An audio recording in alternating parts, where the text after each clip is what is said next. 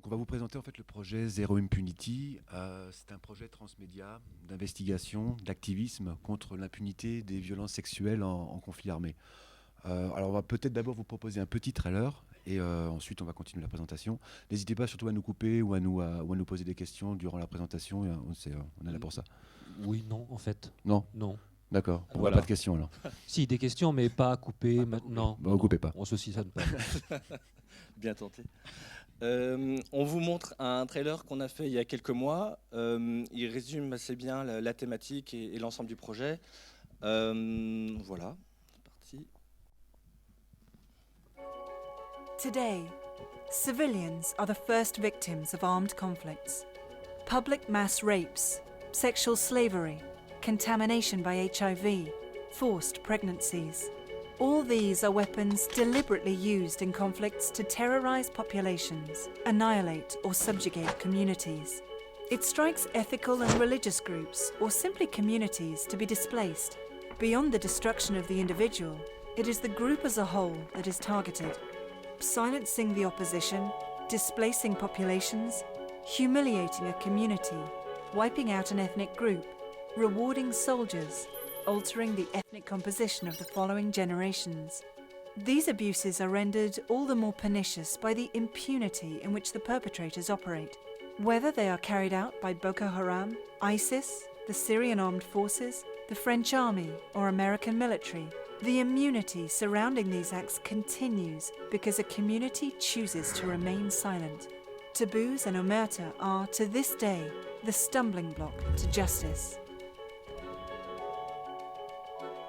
Zero Impunity is an interactive documentary that has been specifically written and designed for mobile devices and social networks. Every episode will feature witnesses becoming activists by their testimonials to plunge you into today's most efficient weapon of war. Working in partnership with international media, we will exclusively use social tools such as Facebook's Instant Articles or Snapchat's Discover. Zero Impunity is the first ever virtual street march created in real time by the audience's activity on social networks. It is an animated film that is being fed by the content the audience chooses.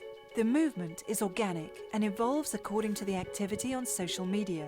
The march will increase with your likes, your comments, and will mix with inspiring spokespersons' speeches, while witnesses will provide the latest news from the field. The virtual street march becomes an innovative and original medium that informs you about the movement's every step. The objective is to show concretely all the people that believe the issue needs to be taken seriously and create a weapon to help victims to break the silence.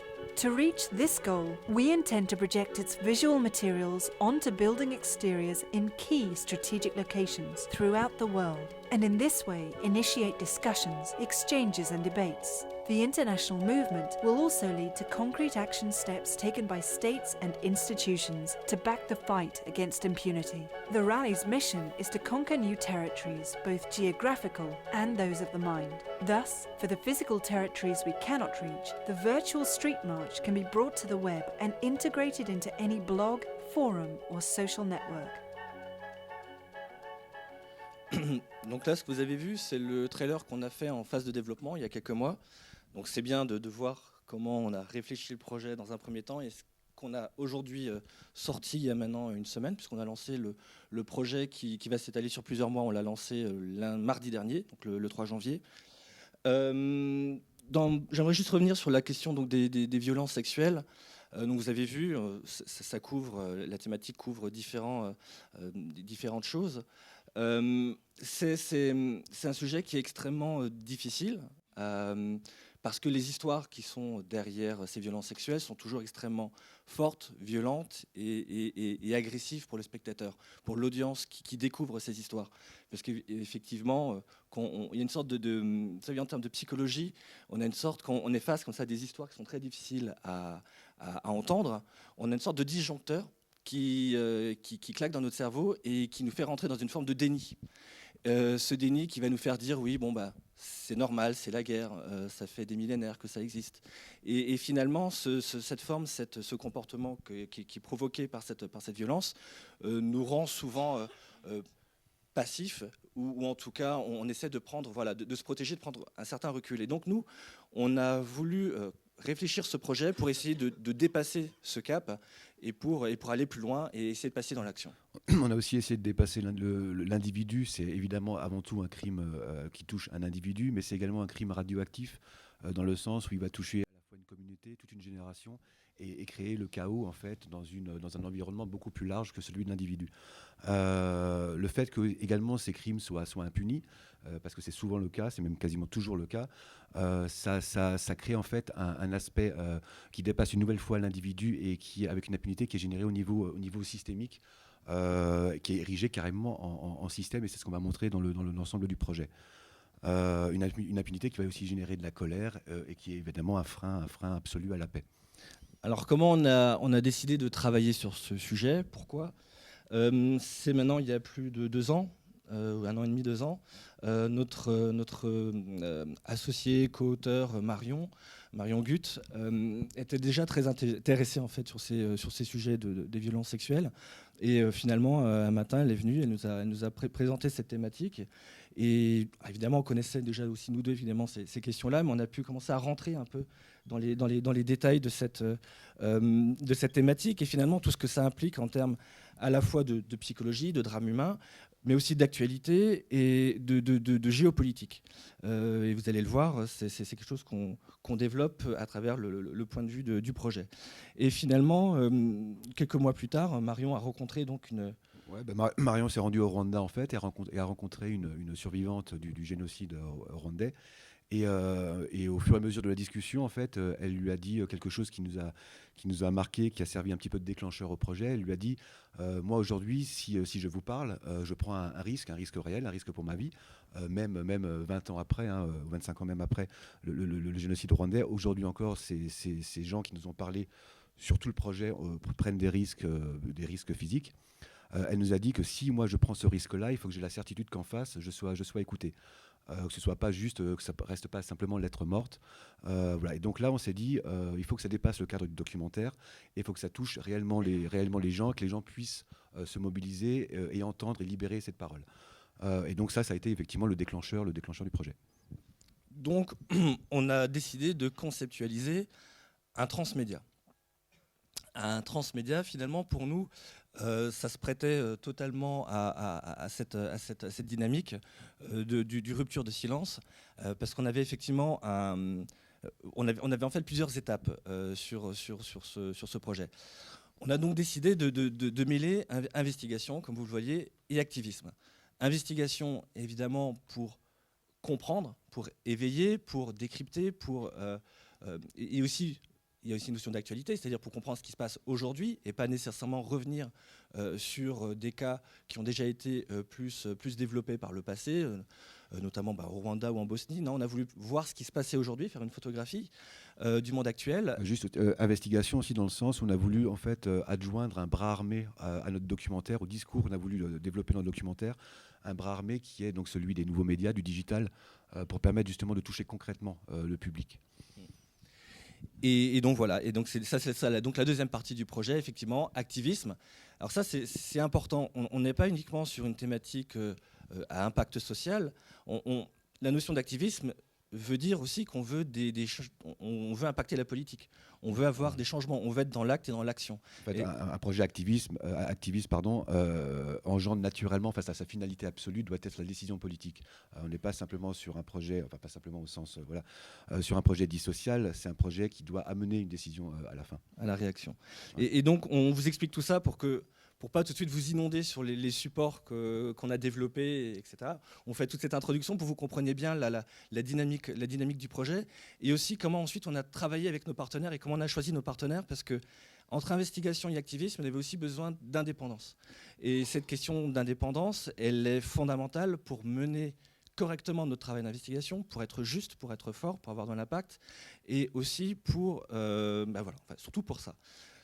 Donc, on va maintenant vous présenter les différentes étapes du projet et donc les différents supports qui sont liés. Alors, la première chose, évidemment, ce sont les enquêtes. On a travaillé avec une équipe de 11 journalistes, enquêtrices, 11 femmes, et notamment avec Leila Mineanu, qui a écrit la guerre invisible il y a 2 ans environ, qui était un livre, une enquête sur les viols au sein de l'armée française, qui avait un gros retentissement, évidemment, qui a généré beaucoup de débats et beaucoup de questionnements. Et donc, on a contacté Leila et on lui a dit qu'on voulait effectivement travailler sur des terrains actuels où les violences sexuelles étaient révélées, et qu'on voulait donc en fait mettre en place une équipe d'investigation pour faire ce travail. Donc, on a constitué cette équipe-là. On a défini. Je vais juste revenir d'abord. Sur la page avec les journalistes. Ouais, pardon, excuse-moi. Donc, d'abord, on a défini 6 terrains. Hop là, pardon. C'est pas simple. On a défini 6 terrains d'enquête. La première enquête est sortie donc la semaine dernière, qui s'appelle donc l'ADN de Sangaris, où on s'intéresse donc aux exactions de l'armée française, aux soldats français donc accusés de violences sexuelles en Centrafrique. Dans le cadre de l'opération Sangaris. Dans le cadre de l'opération Sangaris, et qui ne sont pas, et qui a priori ne sont pas inquiétés par la justice française. D'autant moins inquiété qu'à la suite de l'article de Mediapart, donc le 3 janvier, donc le 4 janvier, une dépêche de l'AFP est venue confirmer qu'il n'y aurait eu aucune mise en examen dans le cadre des plaintes déposées de l'opération Sangaris. Donc avec nos enquêtrices, on revient et on décrypte comment cette stratégie de l'oubli est construite par la justice française et par l'armée française. Et ensuite, toujours dans l'idée de montrer le caractère systémique de l'impunité au niveau géopolitique, on a décidé de travailler sur 5 autres contextes. Le prochain qui sortira là dimanche, pardon, c'est sur les exactions commises au sein des prisons secrètes de la CIA, donc Guantanamo, Abu Ghraib, mais également les prisons secrètes qui sont ici en Europe, sur des territoires tels que la Pologne, la Lituanie ou la Roumanie. Et dont on sait très peu, dont on a très peu d'informations. De l'armée américaine. De l'armée américaine, pardon, oui, bien sûr, dans le cadre de la guerre en Afghanistan. Et donc cette enquête-là va couvrir ces éléments-là et surtout toute l'impunité qu'a généré le gouvernement américain au niveau international, en ne ratifiant pas certains traités, en évitant toute condamnation. Et elle, pour le coup, l'armée américaine a vraiment créé ça de manière systémique. Et c'est assez hallucinant. C'est mon téléphone, excusez-moi. C'est assez hallucinant comme système. On aura une 3e enquête sur donc, la Syrie, sur les stratégies de torture de Bachar el-Assad contre les enfants, les violences sexuelles donc, contre les enfants. On aura une 4e enquête qui va sortir où on va s'intéresser à l'ONU et au dysfonctionnement, si on peut appeler ça comme ça, au sein de l'ONU, concernant toujours les violences sexuelles. La 5e enquête, on s'intéressera à l'Ukraine. Sur donc, tout ce qui se passe dans le Donbass, donc dans l'est du pays. C'est un cas effectivement intéressant parce que c'est une sorte de zone grise, c'est-à-dire qu'on sait qu'il y a la guerre et en même temps elle est reconnue par personne. Donc ça crée évidemment des questions de l'impunité qui sont très, très spécifiques. Et dernière enquête, on s'intéresse à la Cour pénale internationale et à ses défaillances. Voilà. Donc, vous l'avez vu, l'équipe de journalistes n'est composée que de femmes. C'est un choix de leur part aussi. Elles voulaient aussi que ce soit un projet qui ait un caractère féministe. C'est assumé. Pour nous également, c'est aussi une facilité pour nous en tant que producteurs et en tant qu'auteurs du projet pour toucher les victimes et les survivantes. Elles ont effectivement l'habitude, elles, de discourir avec ces personnes-là. C'est une philosophie, une psychologie très particulière. C'est extrêmement sensible, évidemment, comme sujet. Et elles ont vraiment l'expérience de ça. Et ça a été effectivement très... ça nous a beaucoup aidé. Donc, quelle est l'idée en fait avec chacune de ces enquêtes? Chaque enquête sort à environ, vous voyez, un intervalle de 15 jours, 3 semaines. Dans un premier temps, lorsque l'enquête sort, on est sur un format extrêmement classique. Donc là, par exemple, on est sur le site de Mediapart. Illustration, texte, voilà, et on découvre toute l'enquête. On a travaillé avec un consortium de médias internationaux. Vous voyez tous nos partenaires actuels ici. Donc on a Mediapart, on a Le Desk au Maroc, Corrective en Allemagne, International en Italie, Infolibre en Espagne, Inkifada en Tunisie, Tageblatt le jeudi au Luxembourg, et ensuite des blogs ou des médias plus indépendants encore au Liban ou en Syrie. Et 7 autres presses nous ont rejoints, presse africaine, notamment kenyane, sud-africaine, nigériane, nous ont rejoint hier ou avant-hier sur le projet, donc qui amène le nombre de partenaires presse à 15. Donc ça veut dire aussi effectivement que toutes ces enquêtes sortent dans différentes langues, vous l'avez compris. Donc évidemment en français avec Mediapart. Ici vous avez la version en langue arabe de la même enquête sur le desk au Maroc, ou bien ici évidemment en Italie sur l'Internazionale en italien. La particularité de tous ces médias, c'est qu'ils ont tous, pour la majorité, travaillé notamment sur les Panama Papers. Ils sont pour la plupart aussi souvent sur le même système économique que Mediapart, donc comme vous le savez, qui est un système de financement par l'audience, par le public, et donc qui apporte une certaine indépendance et donc une liberté de ton, on va dire, un peu plus forte. Donc voilà, première partie du projet, des enquêtes avec des témoignages très forts, des lanceurs d'alerte, des témoignages exclusifs, etc., etc. Vous l'avez vu aussi, notre point de vue sur l'ensemble du projet, c'est l'impunité. Ce n'est pas uniquement les stratégies de violence sexuelle. Ce n'est pas simplement décrypter les différentes raisons pour lesquelles on utilise cette arme radioactive. Nous, ce qui nous a vraiment intéressé, c'est pourquoi il n'y a jamais de personnes qui sont punies ou inquiétées. Et finalement, ça nous emmène dans des considérations extrêmement intéressantes et géopolitiques tout à fait passionnantes. Et donc, voilà, on questionne les États, les institutions, les armées. Ça, c'était pour éveiller et décrypter le sujet. Et maintenant, effectivement, l'idée, c'était de mobiliser et de générer une campagne d'action. Et là, donc, on va passer sur la partie pétition, justement, et concret. Donc, derrière chacune de nos enquêtes, on a mis en place des pétitions, qui est une première étape de mouvement. La pétition n'est pas une fin en soi, ça c'est important de le comprendre. Une pétition, c'est, comment dire, du point de vue du porteur de la pétition, c'est-à-dire nous, c'est le début d'une aventure de lobbying et d'action auprès de personnes qu'on va cibler. Quand vous signez la pétition, parfois ça peut être une fin en soi, c'est-à-dire je signe la pétition, je participe à quelque chose, mais c'est que le début d'une aventure. En fait, le projet ne s'arrêtera que lorsque nous aurons des réponses à nos pétitions, des réponses concrètes, des décisions. Voilà. Donc, sinon, effectivement, c'est lettre morte une nouvelle fois. Voilà. Donc ça c'est notre travail d'action. Donc, si vous voulez, on a derrière chacune des enquêtes, on a fait donc des pétitions. Donc, on a sorti la première pétition il y a maintenant 7 jours, une semaine. On a déjà 96 120 signataires sur cette pétition qui effectivement génère effectivement beaucoup d'engagement. Et donc ça, c'est super. Il faut savoir qu'il y aura encore, là c'est uniquement donc 100 000 personnes se sont engagées à participer à la manifestation virtuelle du 31 mars sur la base de cette première enquête et de cette première pétition dite française. Il y aura encore 4 autres pétitions et 5 autres enquêtes à sortir. L'objectif, c'est de passer de 100 000 à environ 750 000 au 31 mars. Donc, on a fait un partenariat en fait international avec Change.org que vous connaissez.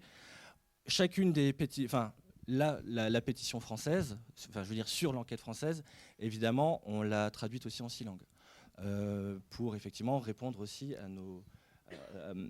à notre travail d'audience qu'on fait avec nos différents partenaires. Donc, ça c'est une première chose. Peut-être si vous avez des questions sur comment on anime Non, mais je veux dire tout à l'heure, à la fin. Si vous avez des questions ensuite sur comment on anime une campagne, c'est encore un tout autre sujet. Je ne sais pas si on a le temps de le développer, de l'aborder, mais c'est clairement quelque chose qu'on découvre un petit peu et dont on se rend compte que c'est énormément de travail, évidemment, d'animer son audience, de la faire vivre, de générer de l'engagement pour avoir le plus de signatures possible, pour nous ensuite, avec cette matière-là, aller faire notre travail de lobbying. Alors justement, après, maintenant, l'idée, c'est de transformer ces soutiens liés aux pétitions en une manifestation dite virtuelle qui va venir concrétiser donc l'aventure. Alors, l'idée, c'est quoi de cette marche virtuelle ? L'idée de cette marche virtuelle, elle sortira, cette marche virtuelle, donc fin mars donc 2017. Si vous voulez, la marche virtuelle, c'est une forme de data visualisation du mouvement. On a des signatures, on a des personnes qui s'engagent, qui laissent des commentaires. Et tout ça, à un moment donné, on avait envie d'en prendre la mesure autrement que par le chiffre 96 120 signataires, et que ça se transforme en un outil de viralisation, il y a un outil aussi pour interpeller. Donc, concrètement, quand vous signez une pétition sur notre projet, sur Change.org, à partir donc, de fin mars, chaque signature est transformée en un avatar qui, à travers une marche en 3D générée en temps réel, votre avatar, évidemment, est représenté dans cette marche. Donc là, ça veut dire qu'on a déjà 96 000 personnes qui vont marcher. Les commentaires que vous allez laisser lorsque vous signez la pétition vont aussi apparaître dans cette marche. Si vous le souhaitez, c'est pas obligé, mais si vous le souhaitez, vous pouvez venir sur cette marche et ensuite personnaliser votre avatar, si ça vous intéresse. Et si vous voulez, l'idée de cette marche virtuelle, donc elle est générée en temps réel et elle va raconter une histoire.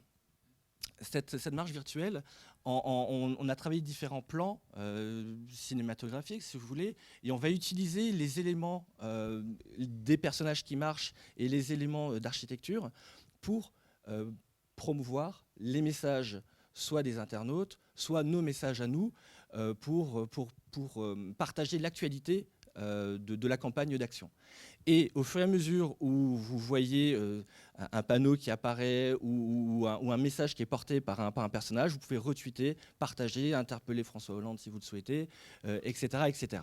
Donc c'est un outil qui a été développé pour qu'il soit viral et pour qu'il facilite le fait d'interpeller et de commenter ce qui se passe. C'est aussi un algorithme qu'on va ensuite proposer en open source et pour permettre justement à chacun de pouvoir se mobiliser sur d'autres thématiques et d'utiliser cette marge virtuelle pour ses propres projets. Alors juste pour vous donner un peu voilà. Je clique. VLC. Hop. Voilà, pardon. Donc là, c'est juste une prévisualisation pour que vous voyez évidemment à quoi ça va ressembler. Voilà, donc par exemple, des éléments d'information comme ça qui pourraient apparaître sur un premier mur. Ensuite, il y aurait en dessous des petits, évidemment, des hashtags ou des Facebook de partage ou des partages Twitter, etc., etc. Tous les éléments seront cliquables et vous pourrez rentrer dans la manifestation et cliquer même sur des personnages pour avoir des commentaires, des informations, etc. Il y aura des éléments aussi, effectivement, pour prendre la mesure de l'ampleur de la marche. Donc vous l'avez vu tout à l'heure, déjà 127 000 km de parcourus par la marche. Voilà, autant d'éléments qui vont donner du corps et une certaine visualisation du mouvement. Voilà, Emmanuel Béard nous soutient. Ça, c'est pas vrai, évidemment. Par contre, après, pas encore. Après, l'idée, c'était justement de ne pas rester que digital et de ramener ça effectivement sur du concret. Et donc on a une avant-dernière partie à ce projet qui est une sorte de guérilla urbaine où on va diffuser cette manifestation virtuelle le 31 mars certes, mais également plus tard sur la façade d'immeubles dans différentes villes extrêmement symboliques. On le fera à Kiev, certainement à Paris sur des immeubles qui font sens par rapport à nos enquêtes, à Guantanamo également. L'idée là, c'est de toucher le public directement, de pouvoir intégrer la manifestation en temps réel aussi. C'est aussi de créer après un univers photographique autour de cet événement qui va nous permettre encore de communiquer. Voilà, donc ça c'est un petit peu la finalité du projet.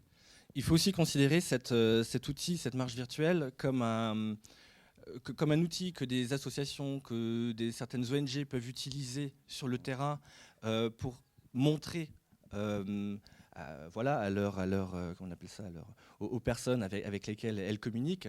Regardez, sur les violences sexuelles, aujourd'hui, il y a ce mouvement-là. Il y a X personnes qui, aujourd'hui, s'intéressent à cette problématique-là.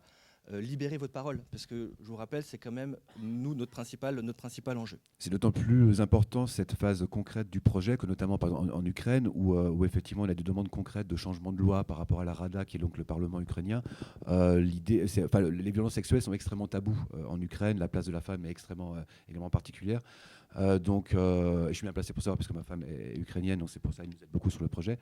Et donc l'idée là effectivement c'est d'interpeller le public au-delà de l'aspect digital de la chose. Donc vous commencez à avoir une vision globale du projet. On a 6 enquêtes en ligne avec des médias donc internationaux, 4 pétitions, donc une marche 3D et évidemment on a un film ensuite d'animation. un film documentaire d'animation qui s'appelle Aussi rare que des roses sur un iceberg. On parle de la justice, évidemment, de cette question de justice quasi impossible. Ça, c'est une phrase qui nous a été citée dans le cadre de l'enquête sur l'ONU. C'est un lanceur d'alerte de l'ONU qui a parlé de ça au niveau de l'impunité des violences sexuelles à l'ONU. Donc, ce film... qui sont aussi rares qu'une rose sur un iceberg. Ce film donc est on va reprendre des témoignages les plus forts de nos enquêtes. On va reprendre donc des éléments de nos enquêtes et on va aller plus loin. On va raconter des histoires de certaines victimes, bien sûr, mais aussi l'histoire de certains lanceurs d'alerte. Et finalement, on va essayer d'apporter une vision globale de l'impunité dans les violences sexuelles. Parce que finalement, cette collection thématique de ces 6 enquêtes qu'on a travaillées, ça fait un sens. Il y a un sens global. C'est une collection thématique qui vous permet d'avoir une vue d'ensemble extrêmement claire. Qu'on soit du terrain, avec des travaux d'enquêteurs, jusqu'au sommet des institutions, et sur différents terrains, en Europe, aux États-Unis, en Afrique, on va réussir à comprendre vraiment la complexité du sujet et l'indignation qui en ressort. Le choix de l'animation n'est pas non plus anodin. On a été en partie obligé de le faire parce qu'effectivement, c'est une question aussi de sécurité pour les témoins puisqu'on ne pouvait pas les représenter de manière réelle. Également, dans un souci de pouvoir montrer des choses qu'on ne pourrait pas montrer autrement parce qu'on n'a pas forcément les images pour le faire. Donc ça permet vraiment d'avoir un discours beaucoup plus large et comme le disait Nicolas, aussi d'avoir un discours qui ramène ça au côté systémique de la chose. Et donc c'est aussi une dernière manière pour nous aussi de travailler sur l'esthétisation. L'esthétisation, c'est Edgar Morin parlait de ça, justement le fait d'utiliser les arts, la création. Le cinéma, le roman, l'esthétisation d'un fait social, d'un fait politique permet effectivement de créer davantage d'empathie avec le public et d'aller beaucoup plus en profondeur. Et c'est dans cet axe-là aussi qu'on a décidé de faire le choix de l'animation. Donc voilà, on vous a donné une vision globale, si vous voulez, en termes on a construit tout ce projet-là sur une diffusion phasée, donc en différentes étapes. Donc, on a commencé le 3 janvier avec la première sortie de l'enquête, donc de l'enquête française. La première semaine, il y a tous nos partenaires diffusent de manière exclusive dans leur territoire ces enquêtes-là. En parallèle, on lance la pétition française. Ensuite, à partir du moment où cette exclusivité avec nos partenaires est finie, vous retrouvez l'enquête en anglais et en français sur notre site internet. Et ensuite, le 23 janvier, donc après la semaine prochaine, donc on aura une deuxième enquête qui va sortir, etc., etc. Donc on va avancer comme ça jusqu'au mois de mars. À partir de fin mars, avec la sortie de la dernière enquête, on va sortir donc la marche virtuelle, parce que d'ici là, on aura a priori plusieurs centaines de milliers de signatures, et donc l'un des mouvements les plus importants qui aurait été fait sur les violences sexuelles, qui sera exprimé à travers cette marche virtuelle. Démarrera ensuite donc cette phase de travail sur le terrain, ces projections qu'on va aller faire sur des lieux stratégiques. Et ensuite, à partir de septembre, va sortir le film d'animation qui nous permettra de finaliser et de donner un aperçu global sur tout ce qu'on a pu vivre depuis le début de l'aventure. Et d'ici là, faire du pushing sur les pétitions, évidemment, pour avoir les solutions et les réponses. Revenons un tout petit peu sur la production. Il nous reste combien de temps? Juste pour pas... 10 minutes? Ok. Revenons un peu donc sur la production. On a décidé de travailler sans chaîne de télé. C'était un choix. Dans un premier temps, évidemment, c'était un choix. On a beaucoup pitché le projet chez Field notamment, etc. Et on a été contacté par des chaînes de télé qui voulaient effectivement participer au projet. C'était un choix de dire non parce qu'on ne voulait pas effectivement faire de ce projet-là un projet... je sais pas comment dire. Formaté peut-être, ouais. Et conserver notre liberté, notre indépendance par rapport au sujet et aux thématiques. C'est pour ça d'ailleurs aussi qu'on a décidé de faire intervenir nos partenaires presse quasiment à la fin, enfin pas quasiment, à la fin de nos enquêtes seulement, une semaine avant leur première diffusion. C'est à ce moment-là seulement qu'on a contacté Mediapart et les 8 autres partenaires presse. Justement pour conserver aussi notre propre indépendance éditoriale. C'était important pour nous de le faire de cette manière-là. On a aussi évidemment refusé toute marque, tout brand and content. On a une petite anecdote un peu intéressante là-dessus. Oui, il y a Coca-Cola qui nous a contacté pour mettre effectivement des bouteilles Coca-Cola dans le projet. On a évidemment dit non. C'était complètement aberrant comme demande. Mais enfin, bon, voilà. Côté zéro impunity. C'est ça. Coca Côté zéro. zéro Coca-Cola Impunity. Bah, ça m'étonnerait pas. Ça a dû Voilà. le traverser l'esprit, je pense. Il faut quand même mesurer que pourquoi on dit tout ça, c'est quand même c'est un sujet extrêmement sensible. On reçoit beaucoup d'emails. Alors, heureusement, beaucoup d'emails de soutien. Vous voyez que le nombre de signatures qu'on a. Beaucoup d'emails d'insultes. Mais aussi beaucoup d'emails d'insultes, puisqu'on a le cul bien au chaud pendant que nos soldats vont nous protéger et on n'a pas le droit de dire quoi que ce soit. Ça, c'est sur l'enquête française. Ça, c'est sur Après, l'enquête évidemment, française. les autres enquêtes ne concernent pas. Pas encore. On a aussi eu des lettres de l'ONU, on a eu des lettres du ministère de la Défense. Voilà, donc on est bien voilà, C'est des sujets sensibles. des sujets sensibles. Donc, en termes de partenariat, il y a effectivement ce partenariat avec Change.org. Pour nous, il était super important. C'est un partenariat qu'on a fait sur plusieurs pays à l'international. Évidemment, on avait besoin d'un partenaire pour nous aider à mettre en forme ces campagnes. Vous voyez, dans ce projet-là, il y a plusieurs univers qui se mélangent. L'investigation, le journalisme, l'audiovisuel, le digital et le travail de campagne. Et ce sont des métiers totalement différents. On n'a pas les mêmes cultures, on a parfois des exigences différentes, on s'intéresse à des choses différentes. Et c'est pas toujours facile de marier tout ça.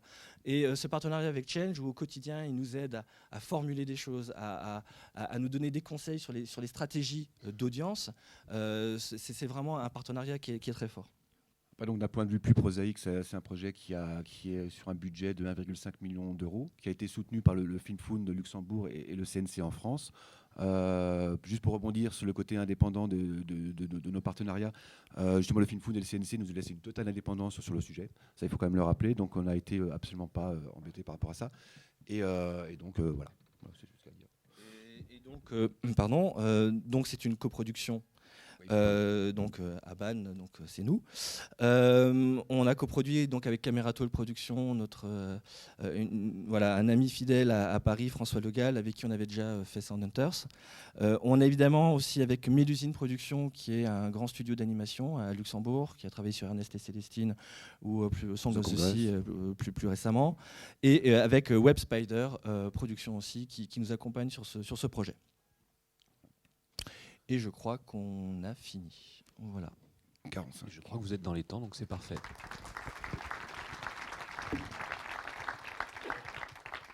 Alors j'ai naturellement des questions, mais je pense qu'on va d'abord faire intervenir la salle. Je suis sûr qu'il y a des gens qui ont envie d'avoir des compléments d'information. Bonjour, d'abord je vous remercie pour votre action. J'avais 2 questions. Je voulais connaître vos rapports avec Amnesty International qui travaille et émet souvent des rapports sur ce sujet, savoir si vous êtes connecté avec eux et comment ça se passe. Enfin, j'imagine parce que je ne l'ai pas vu dans vos partenaires. Et la deuxième question, c'était au terme de vos recueils de signatures, comment s'incarne l'action politique derrière, en termes législatifs, au niveau nationaux ou supranationaux voilà, c'était ça. Ouais. Amnesty International, bien sûr, on est en contact avec eux. Construire un partenariat avec Amnesty International ou même Human Rights Watch, etc., c'est pas simple, à moins de venir vraiment au tout début et de faire le travail, tout début d'investigation avec eux.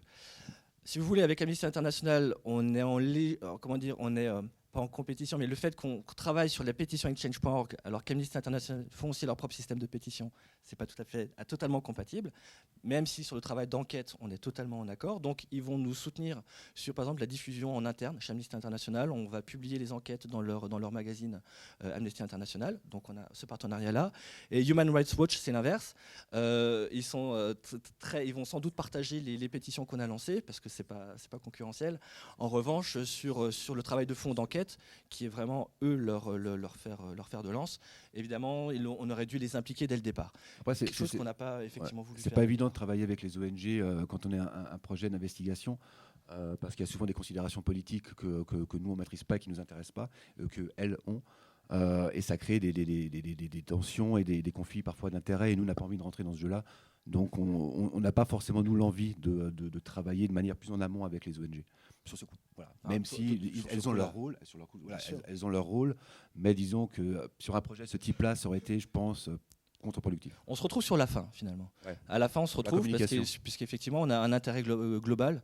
On a avec Amnesty International ou Human Rights Watch, on a le même intérêt, de toute façon, c'est-à-dire de faire changer les choses. Donc, on se retrouve au final. Et pour la question de l'action politique, c'est pas une action qu'on attend de faire, elle démarre dès maintenant en fait. C'est-à-dire qu'au fur et à mesure où on récolte les signatures, et ben nous on fait du lobbying auprès de l'Élysée, auprès du ministère de la Défense. On envoie des courriers tous les jours. On a des contacts directs pour essayer de comment dire. Notre premier intérêt d'abord, c'est de mobiliser une grande masse et ensuite des personnalités publiques. Plus on a une masse qui va nous soutenir, plus on aura des personnalités publiques qui vont nous soutenir, et plus le gouvernement sera sensible à ça. Donc on avance par étapes, on a déjà commencé ce travail de lobbying, et plus le mouvement va prendre, et plus on va avoir des personnalités qui se mobilisent, plus on va pouvoir agir directement sur le terrain en lobbying. Mais c'est vraiment un travail step by step. Une autre question? Oui, Céline? Et un peu plus haut ensuite.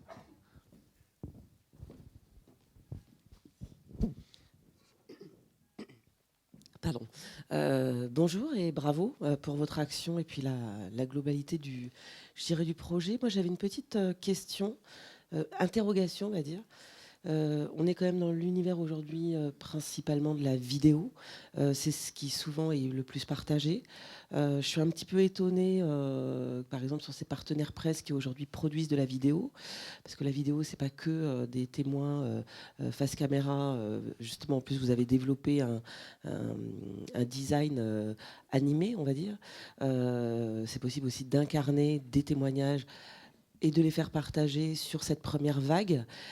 Si le sens, et de ce que j'entends, c'est vraiment la mobilisation, la prise de conscience, la vidéo est aussi un moyen supplémentaire par rapport à du texte, surtout sur des médias. Mediapart en est un bon exemple, fait également de la vidéo. Ça, c'était ma première interrogation. Je suis un peu étonnée là-dessus que la vidéo... Il y a de la vidéo. Il y a de la vidéo, très bien, parce qu'on ne le voit pas. J'ai vu les illustrations, etc. En fait, mais... sur les questions des enquêtes, on a voulu rester en texte pour les enquêtes. En revanche, pour la campagne d'action, les pétitions, etc., on fait de la vidéo pour avoir du témoignage, l'incarnation de témoignage, etc., etc. Mais pourquoi vous ne... la difficulté, c'est d'avoir une résonance globale également par rapport à d'autres pétitions, etc., etc. Là, vous vous attaquez en plus à quelque chose de très costaud, d'international.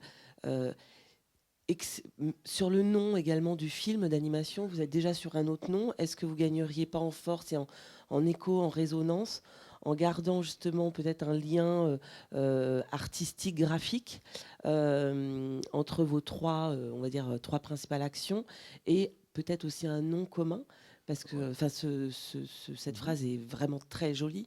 Après, est-ce que vis-à-vis du grand public, entendre répéter sans arrêt zéro impunité, impunity, ça interpelle, c'est un mot, même quand on ne sait pas ce que c'est, ça donne envie de regarder. Enfin, c'est un commentaire comme ça. Et la dernière, c'était question ou réflexion. Vous ne vous appuyez pas sur des... Comment je peux dire ça? Sur des personnalités dès aujourd'hui pour mobiliser des gens engagés. Ça va être fait aussi. Ça va être fait. C'est en cours. Vous avez déjà des gens, tout à comme fait. Emmanuel Béard, par exemple? Par exemple. Non, pour le coup, non.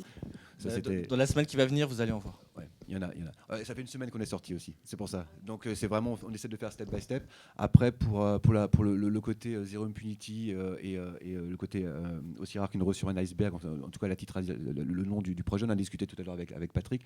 C'est vrai que c'est une question qu'on s'est posée, c'était un choix qu'on a fait très récemment. C'était pas évident toujours de effectivement, comme vous le disiez, de créer le lien entre les différents supports. Le hashtag zéro impunity commence à fonctionner là maintenant, effectivement. Nos journalistes, c'est pas forcément évident aussi de faire communiquer sous une même voix des journalistes d'investigation qui ont leur wording et leur comportement et leurs règles très propres, avec nous qui venons du monde du cinéma, du documentaire, qui avons également nos règles, avec celles de nos partenaires presse dites papier ou d'autres, et c'est vrai que celle de la stratégie de campagne. Et la stratégie de campagne qui emploie encore d'autres règles et d'autres codes, et c'est vrai que c'est pas évident du tout de faire se rejoindre ce même monde au sein d'un même mouvement, mais disons que voilà, c'est au maximum on essaie de le faire sous le hashtag zéro impunity. Le film, c'est une autre question, on a voulu lui donner un caractère un peu plus indépendant parce que c'est Il a aussi un autre rôle dans la communication du projet et du sujet. Ça touchera aussi d'autres personnes. C'est un film qui sera aussi diffusé beaucoup dans les festivals, etc. Pas forcément à la télé. Il a un autre rôle. Voilà. Donc après, c'est. Et attention, on communique avec notre audience. Enfin, tous ces signataires, c'est une communication, je dirais pas au quotidien, mais tous les jours. Enfin, ouais, une forte communication avec eux et on les informe de tout ça. C'est-à-dire que quand le film sortira, évidemment, ces centaines de milliers de personnes qui nous auront rejoints auront l'information de la sortie de ce film. On mettra peut-être effectivement, peut-être quelque part sur l'affiche, on mettra Zero Impunity quelque part, etc. On va garder évidemment la marque. Maintenant, on a besoin de changer le titre pour entrer dans cette question d'esthétisation et d'élargissement encore du public. Alors, juste une dernière question, mais juste avant, je voudrais convier Amélie à se rendre sur scène, comme ça fera le lien en toute douceur. Donc une dernière question très rapidement, s'il vous plaît. Oui, je vous remercie aussi pour votre action et je trouve que c'est très important que ça existe et qu'on communique sur ce genre de sujet. Ma question, c'est par rapport à, plus par la page que vous venez de passer, la page d'accueil. Au nom Zero Impunity, on comprend bien qu'il y a quelque chose qui n'est pas puni. On voit les coupures, mais en fait, on ne voit pas les violences sexuelles. L'image ne représente pas de femmes, les couleurs. Donc ça doit être un choix, mais je m'interroge, est-ce que c'est un choix? Mais est-ce que, du coup, est-ce qu'on comprend tout de suite qu'il s'agit de ce sujet-là? Est-ce que ce sera plus présent dans le film, j'imagine? Oui, bien sûr. Voilà. Alors, c'est une question dont évidemment on a passé beaucoup de temps sur cette question, qui est une question clé. Alors déjà, effectivement, on ne pouvait pas mettre uniquement une femme si on voulait aussi élargir le propos, parce qu'il y a aussi beaucoup d'hommes qui sont victimes et d'enfants. Et donc, ça, c'était une première question qu'on s'est posée. Comment représenter, à travers une seule personne, ou une seule figure, ou une silhouette, une ombre? Ouais, mais c'est pareil, une silhouette, une ombre. Bon, voilà, on a fait beaucoup de tests et on n'a pas été convaincus. Nos enquêtes sont extrêmement larges. L'enquête sur la Syrie, par exemple, traite des violences sexuelles faites aux enfants. Celle en Ukraine sur les femmes. On a aussi des violences sexuelles, notamment à Guantanamo, à Abu Ghraib, sur les hommes. Donc c'est perpétrées par des femmes. Et perpétrées pour le coup par des femmes. Mais finalement, sur la page d'accueil, violence sexuelle, c'est écrit en petit et pas surligné, en fait. C'est presque ce qui ressort le moins. Ouais. Après, le sujet, c'est quand même l'impunité à la base. Et je répète, tout ce système d'impunité qui est généré au niveau international. Et c'est ça qui est le sujet de base. Après, effectivement, les violences sexuelles. Parce qu'il y a eu d'autres, évidemment, projets. Il y en a encore d'autres qui se font sur les violences sexuelles, évidemment. Et nous, notre angle de vue, c'est vraiment l'impunité. C'est vraiment important, ça. D'accord. Mais c'est vrai que c'est une question que c'est énormément posée. Et c'est pareil dans le film. On a beaucoup réfléchi à comment on représente les violences sexuelles. Et après, on aimerait peut-être aussi voir à développer peut-être d'autres sujets sur le thème de l'impunité sous le branding entre guillemets Zero Impunity, sur les sujets également engagés mais qui n'ont pas touché les violences sexuelles. Mais comme c'est tabou et transparent... Excusez-moi, mais après c'est une conversation qui doit être certainement très intéressante, mais je voudrais qu'on puisse... On peut la continuer après. Voilà, vous pouvez la continuer à l'extérieur. Merci.